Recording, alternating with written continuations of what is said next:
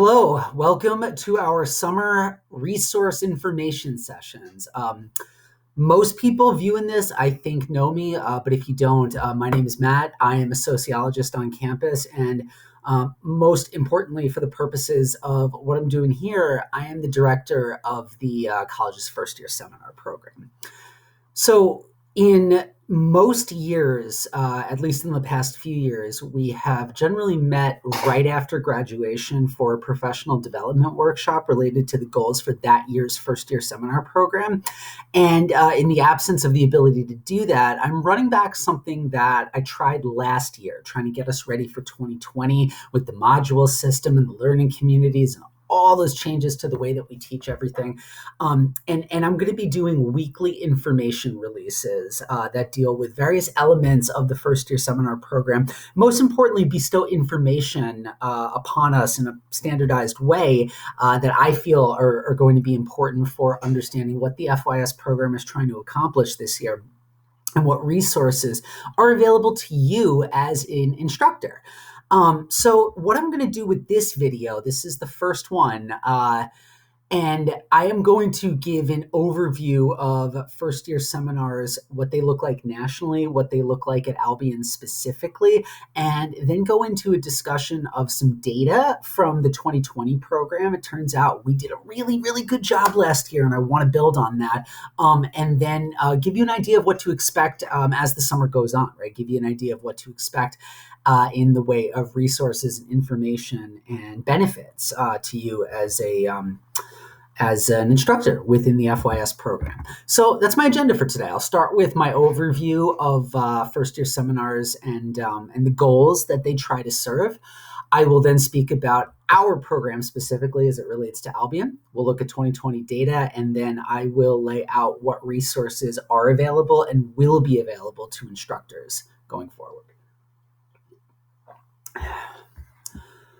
All right, so let's get to it. If we look at the national history of first-year seminar programs, we see this is a really common thing for 2- and 4-year colleges, both public and private, to have.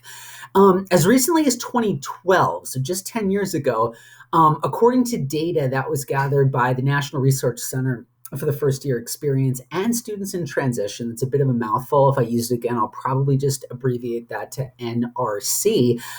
That is an institute that is housed at the University of South Carolina. Data that they gathered showed that in 2012, nearly 90% of institutions of higher learning offered a first year, an FYS program. So FYS, as I think almost everyone knows, stands for first year seminar.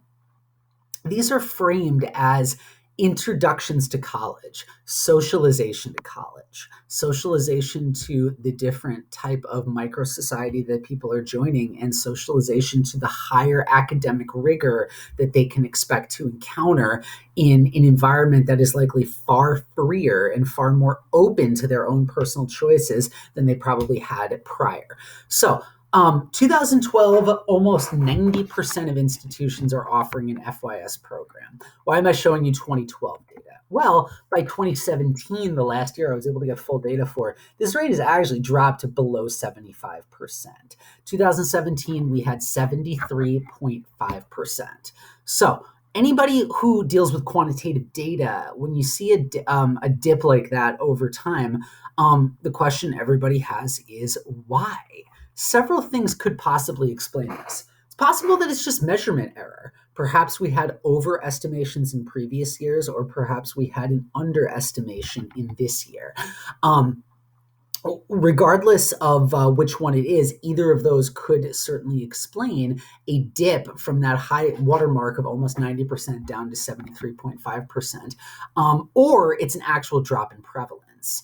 Right? If you haven't previously overestimated or currently underestimated, then it's an actual drop in prevalence. And the answer and the question there would be why? What is causing that? Oh, let me go back here for a second. I'm sorry. What is actually causing that drop? Well, as it turns out, the people who gathered this data did some checks on it and ran some quantitative tests on the data over time. And their belief, right, their published theory is that this is an actual drop in prevalence. So the National Resource Center for the First Year Experience in Students in Transition has estimated an actual drop in prevalence of about 13 percentage points. So if we take this number as accurate and say, all right, 74%, well, that is still a majority. That means the majority of institutions nationwide, both 2 and 4 year, both public and private, they have a first year seminar. But if it's declining, what's going on?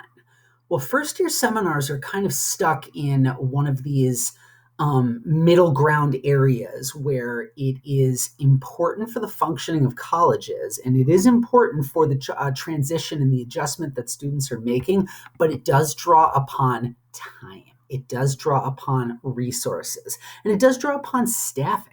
These are challenges everywhere. And as colleges have hired less and less and have converted more tenure track lines to more temporary types of employment, staffing these types of programs that exist outside of departments is becoming a pretty serious challenge. And so the major reason it's believed for this decline in the prevalence of first-year seminars is because of the time and the resources that they draw. This is a good time for me to pause and to just say thank you to everybody who is viewing this and everybody who has offered a first-year seminar both in the past and will be offering it in the 2021-22 academic year. Because in my opinion, and I hope to justify that opinion today, the goals of the first-year seminar program remain especially relevant to our college, perhaps now more than ever. Like I realize saying now more than ever has become kind of a piece of jargon, but I really do believe that, right? I'm not trying to sound like I'm a corporate commercial here, but I do think that it's especially relevant to our college because the things that a first year seminar is designed to do are more in need than they have been in previous years, especially with this group that just experienced a full year of what was likely largely virtual or largely interrupted high school education. So what are those goals and what is the first year seminar program? Well, our program operates using a type of instructor's passion model, right? Long-term teachers and veterans of the program will know this. You're given the ability to teach something out of your own passion, out of your own expertise, something that really fascinates you and gets you incredibly excited to get in the classroom and talk about it. We want our students to be excited about learning, and a lot of that flows out of the faculty member and the ability of the faculty member to generate and drum up that excitement among our students. So this is a common, although far from a majority, type of first year seminar. You can see that actually the most common, although it's narrow, is the uniform content academic. We also have things, the extended orientation followed by the academic and uniform content. Those classes have the advantage of being really easy to put together. You get some people in the room, you plan out a curriculum, and then you give people a syllabus and tell them to teach it. And you give them standardized material and you tell them to teach it. They have the disadvantage, in my opinion, of being boring. It's the type of thing, the institution that my bachelor's degree is from had that type of thing, the academic uniform content thing. And it was boring, right? I don't necessarily, I would not argue that I didn't benefit from it. I think I did benefit from it, but it was boring, right? And it was a slog and it was kind of an afterthought. Other less common types of first year seminars involve hybrid systems, things that just look at basic study skills, things that are discipline linked and are really designed. Like this is particularly common in engineering schools, right? To have a type of pre-professional first year seminar. What we do is we embrace that freedom that instructors are given. So I teach one called Patchwork America, and it is essentially baby urban sociology because that's the type of thing that I want to talk about students. I want to talk about different cities, communities. I want them to talk about the cities and the communities that they come from and the city that they now call home for the next 4 years. We hope 4 years. And so this academic various topics, my topic differs very much from my colleagues, from our colleagues. Types of topics, but that accounts for a little more than 1/5 of all first-year seminars nationally. So while everybody enrolling in the college takes a different first-year seminar, everybody takes a first-year seminar. And that's the other thing that makes this a particularly unique thing here at Albion. This is the only class that every Albion student is required to take for graduation. First semester on campus, everybody enrolls in a first-year seminar, usually one that they've had a pretty fair degree of control over choosing, right? They've ranked that in, as their favorite, as their top choice, their second choice, or their third choice. They've chosen these things specifically. And when we look at access to first-year seminar, what percentage are required to participate, we're very much in the norm on that. 56% of first-year seminars nationally are enroll 91 to 100% of all incoming students at that college. So this gives our program an identity. Not only is it the number one, not only is it the first class that they're enrolled in on campus, it's the only one that everybody has to take, right? All our other things, right? If you need to get that modeling requirement done, you can do it in any number of ways. If you need to get that gender studies class completed, you can do that with any number of classes, any semester. But the first year semester, it's got to happen in that first semester, and it has to happen for every student as a graduation requirement. So just to sum up here, what makes our program, what gives it its nature and its identity and its philosophy?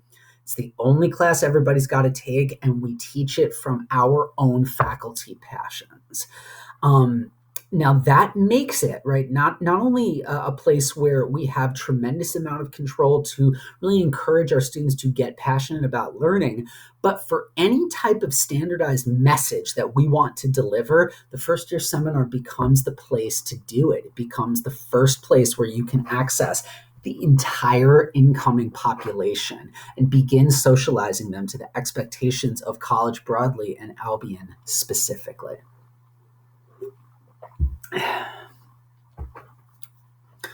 This is also a point where I want to pause and say, I absolutely hate pie charts. They are the bane of my existence as a quantitative sociologist. I hate pie charts, but I'm citing other people's data here, so we'll go with it.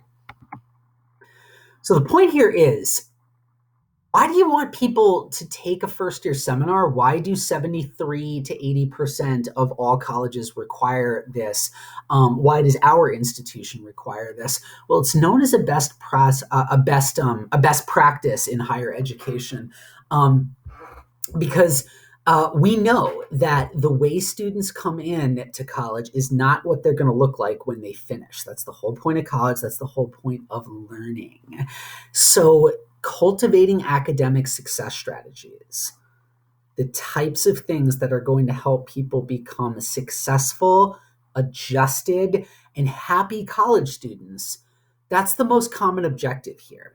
So if we look at further data here, what percentage of first-year seminars, this is of a national survey, have the following as learning outcomes or objectives of the program? 48.1% say academic success strategies. It's by far the most common answer. 34.7% connection with the institution, 30.4% knowledge of resources, 24% introduction to academic expectations, and 21% academic planning and major exploration.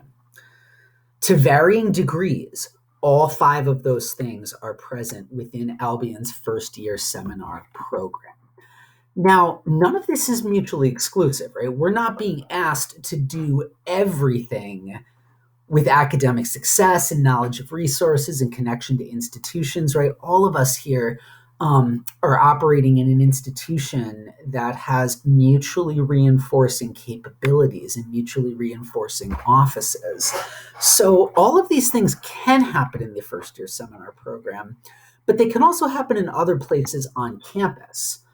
So if I take a second here just to go over some of the overlapping goals and the overarching priorities that different offices on campus have, for first year seminars that want to encourage a connection with the institution, we want people to feel like they belong here and connect to the institution.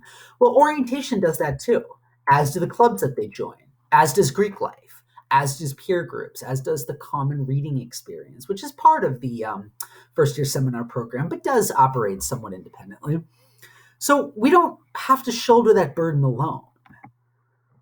Knowledge of resources. Well, you and you alone are not singularly responsible for telling students about their resources. They also get that also in orientation. They get that in their community meetings, which will be discussed at a later point, how that works, fits into the first year seminar program. Stockwell Scholars, what used to be Britain Path, does that as well, right? So we don't have to necessarily do this alone. Introduction to academic expectations. Well, we can do that in the classroom, but we also do that in advising. They're going to end up being advised probably by you as a first year seminar instructor, but then eventually they might become any number of majors and have an advisor within their major field. That's something that they can be introduced to more directly in advising, and also the introductory coursework that they do. What about academic planning and major exploration? Well, we want them to get excited about learning and feel like they can realistically expect to complete college if they work hard. But so too will their introductory coursework and advising and the Career and Internship Center. So nobody is an island, and our program does not exist alone. Our program needs to exist to lead this effort and to reinforce efforts that are happening elsewhere. That being said, I feel the first year seminar program, and this is the reason why I, am the current director of it. The seminar is the best place for two things specifically. There are two areas where I really want to see us take major steps forward and build upon the documented successes that we've had in the past. So splitting these things up, because again, if I look, both advising and orientation showed up a lot on the previous slide of areas where some of these learning outcomes and desired outcomes happen as well. I'm sorry, let me start over. Yeah, advising, orientation, and first year seminar, these three things collectively do a lot of heavy lifting for the types of knowledge we want imparted upon our students, right? So what this data is showing here is it's the percentage of first year seminars nationally, according to the NRC, who do this and assess it in their first year seminar. And so if I look at academic planning and major exploration, let me actually move my little thing here, get that out of the way. Yep, now we can see the scale. A little more than 30% of first year seminars do that as an assessed outcome. Little more than 30% of orientations do that as an assessed outcome. But 80% do that as in an assessed outcome for advising. So while that's something important to do, maybe that's not, like, strictly speaking, the best thing to land in the first year seminar. What is? Well, there's two areas that I see here that are specific, that are led in the first year seminar, right? That the first year seminar is the most common place for that to land, and that is academic success strategies, studying, reading, writing, academic habits, help-seeking behavior. That is most commonly done in the first year seminar, which you can see by the extent of the green bar. And then secondly, retention or second year return rates. There is research, which I am familiar with, that shows that one of the most common or one of the most powerful retention variables is whether or not somebody formed a personal relationship with a faculty member in that first year, right? Someone who actually taught them and someone who graded them. And that is a powerful indicator of retention, much more so than peers and much more so than staff, actually. So these are the two areas that then motivate what we're doing going forward: academic success strategies and retention, second year return rates. We want them to feel that they can be successful and that they should return to this institution to be successful. And that has imbued, right, this national background here. When we distill it down to what Albion is doing specifically, this leads to the philosophy that was imbued into the program by my predecessor in this role. So much of what I'm going to discuss here on the next couple slides, this is very much thanks to the efforts of Dr. Allison Harnish, professor of anthropology, who, in addition to being our colleague and a teacher a common teacher in FYS, is also the first director that the first year seminar program has ever had, and has built a tremendous amount of structure here that we in the 2021 year are doubtlessly going to benefit from. So since 2018, when Dr. Harnish took this over, building academic capacity, right, the ability and the competence to do college level work has been one of the explicit focuses of our FYS program. We want people to develop skills, strategies, habits, and attitudes, the way that they approach their work, the way they get work done, the way that they study, the way they strategize about time management. These are things that are going to help them whatever they decide to major in and however they choose to carry out their academic career, right? Because when everybody is in college, right, when everybody's in high school, there is a lot more structure in the day, and there's a lot more explicit instructions on what you need to take and what you need to do. And then they get to college, and it's like, all right, 4 units a semester, 32 units over 4 years, figure it out. Figure out your pathway. And that's overwhelming to some people. So the first year seminar, again, because we are getting our students in their first semester of college, this can have a real outsized influence on their ability to be successful college students. First year seminars are very well positioned to identify what people might be doing wrong, address students at different levels of academic and college preparedness. I actually want to go back and correct something I said, doing wrong. That's only one possible thing that could happen. There could be people certainly doing something wrong, like inappropriately citing, for example, like there's a right way to cite and there's a wrong way to cite, or it could just be things that are not effective, right? Things that were effective in college or in high school, so it's not necessarily wrong, but not effective or efficient or helpful for people in the college environment. So we're positioned to very early identify that, diagnose that, and to help students build this capacity. We want these skills to be durable, right? So they learn things in this first year seminar that they can then take with them into their future coursework. We want it to be transferable. So I teach this seminar that is basically urban sociology, and every year I get maybe a couple students that decide, yeah, I want to major in sociology. And the rest of them go forward and major in something else. And that likely happens to everybody. Not everybody who majors not everybody who registers for your seminar is going to major in your home department. So we want to nurture skills here that are transferable to whatever degree path that they choose to go into. Because the things that are going to make somebody a successful sociology student are not necessarily the same thing that they will need to be successful if they major in chemistry, just to pull an example out of my head. But there are certain things that will doubtlessly help them in both degree fields.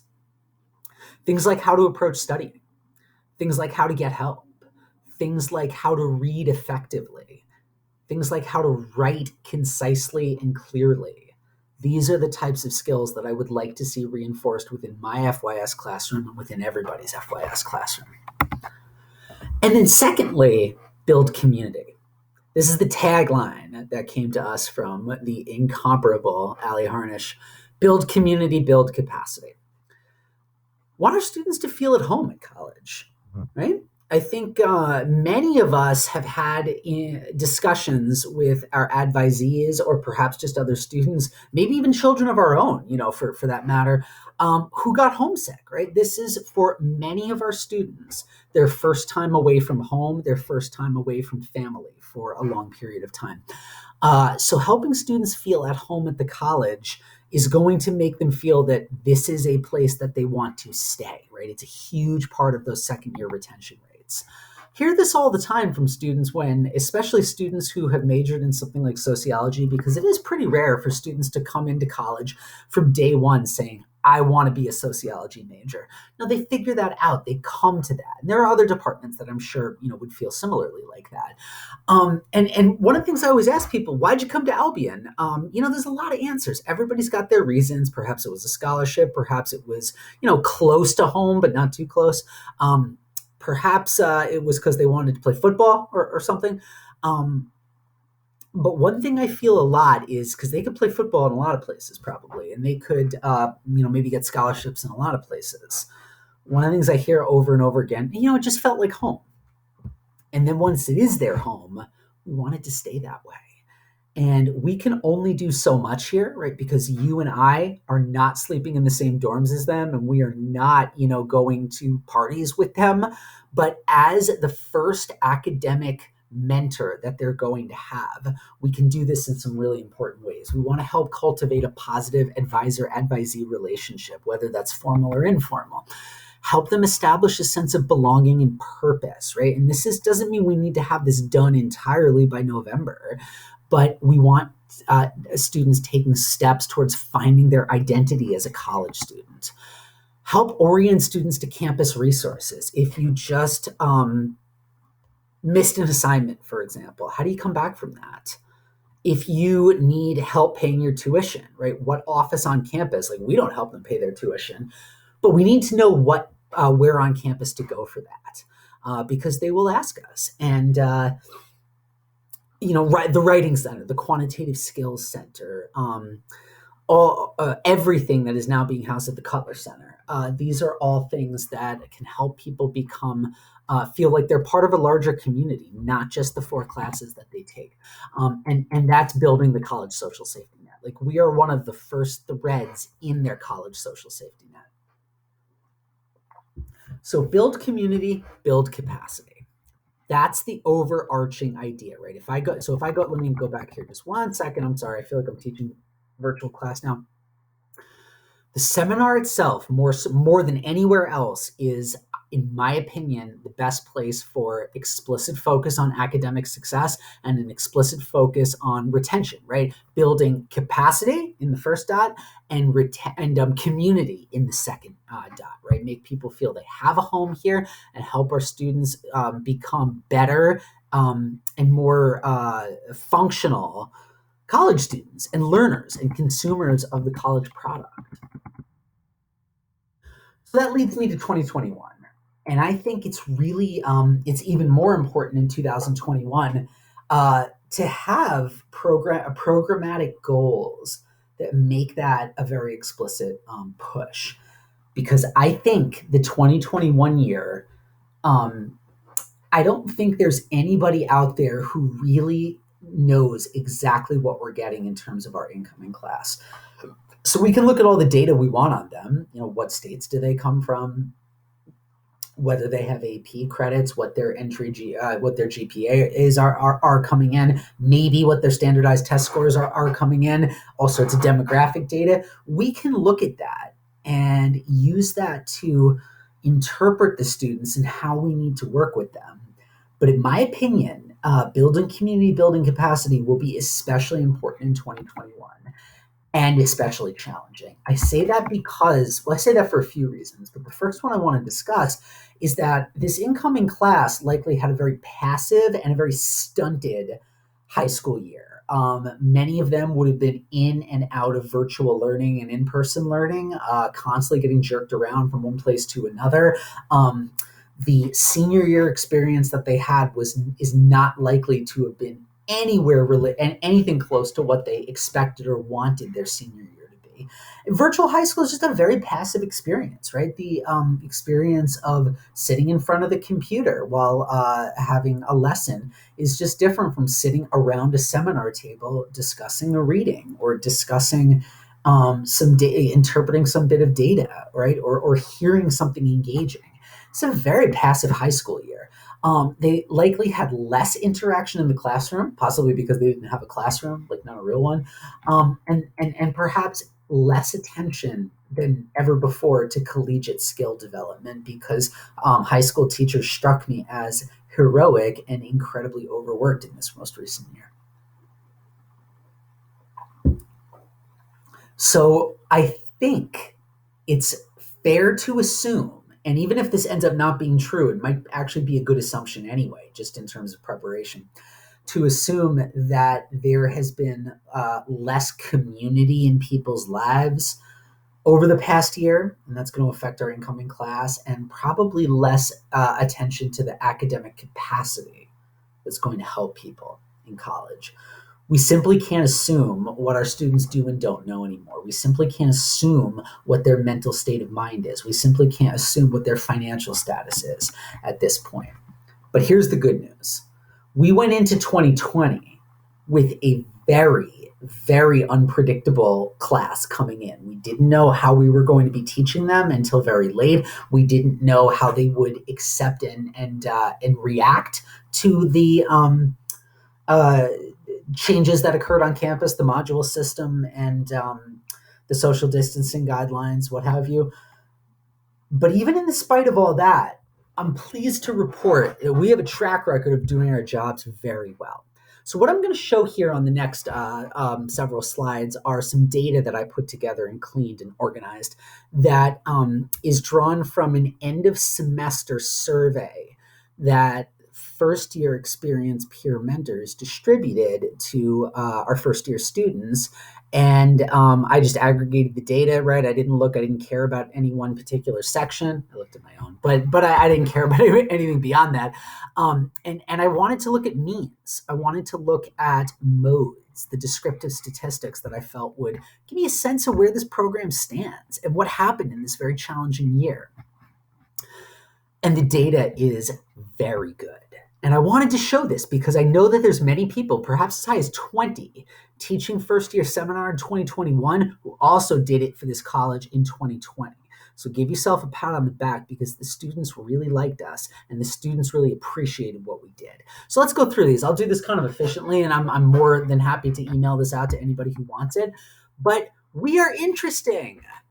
So this asks, how interesting or engaging was your FYE professor on a scale of 1 to 7? All of these are measured on a scale of 1 to 7, with 7 being the highest.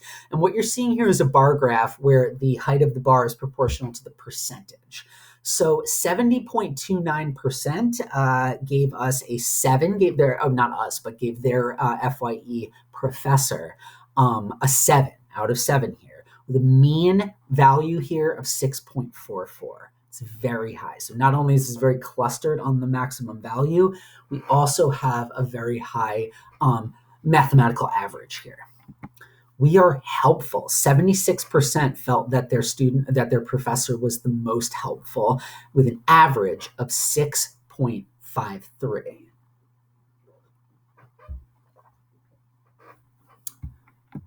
We prepare. I was very excited and happy to see this because a lot of us, like in ways that hopefully our students didn't perceive, a lot of us were flying by the seat of our pants with this module system, right? We're teaching on a schedule and teaching classes in a way that we had never been expected to do so before. So my FYE professor was prepared for class. The average there is a 6.69, almost a 6.7, with almost 81% giving their professor the maximum value on that. So we are helpful. We have prepared for class. We're very supportive. So this question asks, my FYE professor created a positive and a supportive environment in the classroom. The mean on that is almost a 6.7, again, with over 80%, just a hair over 80%, but we're there, giving their professor a 7 out of 7 on this question. This is being most supportive. We are available. This is a really big part. Oh God, did I make a mistake here? There's always an error when you do a lot of this stuff. Sorry, I should have proofread. For reasons that I don't know why I didn't catch this, I have a bar in there for total. Well, obviously the total is 100%. Here's what I care more about, though, for availability. 77.72% gave us the highest ranking, the highest score possible for our availability outside of the classroom to answer questions, to give them help when they needed it. And the average here was 6.59. I'm going to move on from this one because it's bothering me to look at my mistake. This one's better. My FYE professor cares about my well-being. We care. 6.65 out of 7, with 77.98% of students giving their professor the highest possible ranking on this, on whether we care about their well-being. Comfortable. 76.66% gave us the highest level of agreement for feeling comfortable with their FYE professor. Just many, many benefits for advising and for coming to us with problems, academically speaking, if they have them. And the average here is 6.56. So thus far, our averages have all been hovering between 6.4 and 6.7 out of 7. That's very, very high. And then advising. This is something that we'll be talking about more in future resource distributions. Please rate the quality of the academic advising that you receive from your FYE professor this semester. So out of the 377 students, the average was 6.45, with 70% indicating that they received the highest quality advising that they could conceptualize at that particular time. Two other things that I want to go through that refers to kind of what we've, like, our demeanor and how we interact with the students. What about those durable and transferable skills? Well, the data here still looks good, but I'm going to get to this in a minute. It's a little bit lower than what the other areas are. So this question asks, my first year seminar, the class with the professor, has helped me to develop practical college skills. That is building the capacity to do college work that I feel so strongly about. 62.07% strongly agree with this. While that is the modal response, like, we still have very high level of clustering around the maximum value, that's a lower level, that's a lower percentage than anything we saw on the previous graphs. And the mean is 6.29, a little bit lower than that 6.4 to 6.7 range previously established. So we're doing very well on this, but students did notice that I guess it wasn't quite the same as the other questions they were being asked to answer. So durable and transferable skills, doing great generally, but we want to do better. And then connections. My first year seminar helped me feel connected to my classmates in the college community. In other words, build community. That's an average of 6.34 out of 7, with 64.7% of students giving us a 7 out of 7 on that. Again, I just want to take a minute to give a real round of applause here to everybody who taught in the program last year. We were given a tremendously difficult job. We did it very well. I feel very confident reporting that to our superiors and backing that up with this data. But again, I do see areas here where this could be improved. Here are my takeaways. A couple caveats with the survey data here, because anybody who collects and analyzes quantitative data always has to be aware of certain limitations of the data. Survey's timing. This is a survey that was given to students in the very end of the first semester, right? So Module A and Module B had been completed at that point. So they've experienced only one semester of college. So the stuff about whether they liked their professor or not, whether we were supportive and helpful and available and kind and did a good job, that stuff is pretty fair. But some of the other stuff, like, I could see people's satisfaction with advising going up or going down over time, or the durable and college skills, like, I could see satisfaction with that going up or going down as they take more classes going forward. So the survey's timing is limited in that regard. Also, the N is 377 here. That's a big N, and we can definitely take the means and the modes very seriously. But also students who maybe were not satisfied at all with any of that stuff may have just stopped coming at that point, right? We know that there are people every semester, unfortunately, that do not make it through that first semester. And they would not have given, their attitudes and feelings and ideas on this because they were not there anymore. We also had 7 rather than 14 weeks within our group. So when I think about that, especially that practical college skills element, we didn't have set 14 weeks with them to nurture these skills. We only had 7. And I think that matters, right? I think that matters for possibly lowering the value from what it would be in a normal year. And then as far as building community goes, let's be honest here. Let's not kid ourselves. The 2020 experience was not what anybody wanted. It wasn't what we wanted, wasn't what they wanted. There was a decent amount of discontent about what it was like to be a college student when you can't go anywhere and the parties are getting busted up and the businesses are not open and like you can't have more than, you can't have people in your room and, anything like that. That being said, I still see those 2 areas, right? The question that was most specifically geared towards community and the one that was most specifically geared toward capacity, they were a little less satisfied with that. The connections to the campus and the community and the practical college skills or the capacity to do this college level work. And in my judgment, we are the best positioned to do that going forward. Because look at how complimentary that data was about us in the past. We had tremendously high ratings on being supportive and helpful and available and comfortable. Students will respond to us.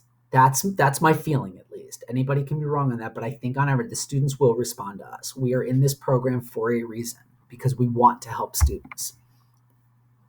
And so my goals are to use that relationship we're able to build with our students to take community and capacity very seriously. And those are my goals for this upcoming year. We have a very unpredictable group of new students. I don't think it's fair to assume that this is going to be just going back to normal, right? Like this is something I keep having to pinch myself on. And remind myself, like, because I am prone to this idea when I say, oh, well, we're going back to semesters. I'm comfortable with that. I've done that a bunch of times before. And things will be so much better once we just get off this godforsaken module system and can get back to where we're comfortable. Well, the students don't know any different, right? They have no experience with college, and they just had a very passive and perhaps like even a mildly traumatizing senior year of high school. It's an unpredictable group, right? Like we don't know exactly what we're getting, which is why I'm going to assume that we'll have work to do to encourage activity, right? To encourage participation and to encourage capacity creation and community building. I want the FYS program to pay very explicit attention to these practical college skills. And I want us to use the environment. They're already very, very comfortable with us, and they will be again. I very much believe it. To make community connections our students will need across campus with each other, help the students find their place at this college. So let me switch gears now to some of the benefits and the resources that are available to you as an FYS instructor. Anybody who taught in the program will know that this stuff is this is available to you. But there are new things, right? There's constantly new stuff being updated and uploaded onto the course page. But everybody has access to the FYS Moodle page. And there you can find a number of pedagogical resources that talk specifically about how first-year seminars do differ from other types of classes, and the tremendous opportunity that can actually present to us. I have posted there, thanks to the generosity of several of our colleagues, some sample syllabi that show what an FYS class looked like prior to modules. So they're all taken from fall 2019, the last time we taught this class under a semester system. There's numerous sample lesson plans activities and sample assignments that are going to be that are posted there and will continue to be posted there, which do a variety of things, right? Like they can be adaptable to and modified for any kind of class, right? Not just my own class, but any kind of class. And they get at these types of durable and transferable skills like how to do citations, right? There's an activity about that. Encouraging students how to be attentive to their email, which is something I always hear as a big problem, is up there as well. Reading skills, writing skills, study skills, steps to get a research paper off the ground. I really like these things because I just look at the things that my colleagues have done and it amazes me. Like I get my own creativity is often sparked by talking to my colleagues and seeing what our FYS colleagues have done. This is also where lesson plans and discussion activities are posted for the common reading experience. And Dr. Ali Harnish will be announcing that and distributing that to the campus in relatively short order. There's career planning resources if you want to make that an explicit portion of your first year seminar, and also numerous instructions and resources and assets for you as you contemplate your role as advisor for first year students. What's most important to me about all this stuff, anything that I ask for and post on the course page, none of it is limited to just one class or just something in the social sciences, for example. It can be used, in my judgment, in any type of class. And because reading, writing, studying, researching, plagiarism, citations, the library, all of this stuff, we're all going to be using this in our classes. And every class that they go into will draw upon those capacities in some degree. So yeah, that's the first set of resources. The second, as I explained in the email that sent this out, I'm going to be doing a weekly newsletter type of system. Again, this worked well for me last year. I have a real distaste for getting on Zoom for 10 hours a day to impart things. So I'm going to be doing this week by week. These should come out every Wednesday for the duration of the summer, and they will each have a theme. And is our way of calling your attention to policies, information, resources, and a video that's been created to answer common questions that might be had by people. This is the first one, and then coming forward, we'll have the following. Not necessarily in this order, but these you can expect to see videos that and resource emails that dive into these elements of the first year experience. So we'll have one that deals specifically with how to do travel, right? The FYS program and travel procedures. We'll have one about the peer mentors program and what you can expect to get from your peer mentor that's assigned to your section. An entire email dedicated to the common reading experience and how we're going to be using that as a college and also with the FYS program going forward in this upcoming year. Connections to other areas on campus like the institutes, the experiential certificates, Career and Internship Center, the Center for International Education, so on and so forth. We'll have an email and video about the Cutler Center and everything that they can do for our students and with our students. We'll have 2 videos that deal with issues of diversity, equity, and inclusion.